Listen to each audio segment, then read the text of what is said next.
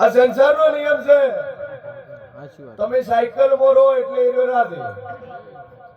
અને સાયકલ મોટી જો તમારી પાસે 2 રૂપિયા આયા તો એનું વાતેડું એને કાળતું ભરી જાય. આ કડવું છે પણ હકીકત છે બાપા.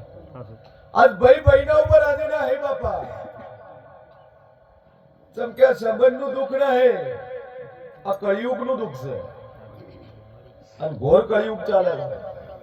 હું માતા બોલી કોઈ કોઈનું નહીં તો દેવ પર વિશ્વાસ છે તો આ સંસારમાં તમે પાર પડશે. આ નાવડું ભાઈ મેં કેતા હોય કે દુઃખ નથી આયા, હારા હારા ઘરવાળા દુઃખ આયા.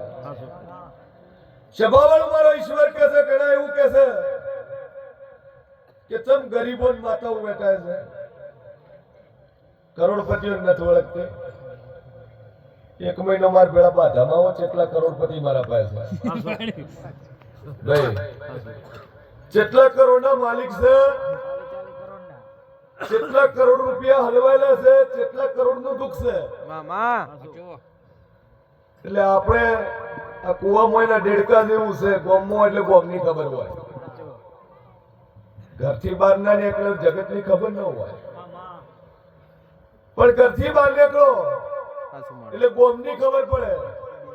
ગોમથી બહાર નીકળો એટલે આખી તમારી સિટીની ખબર પડે. સિટીથી બહાર નીકળો એટલે રાજ્યની ખબર પડે. રાજ્યથી બહાર નીકળો એટલે દેશની ખબર પડે. અને દેશથી બહાર નીકળો એટલે ઇન્ટરનેશનલની ખબર પડે.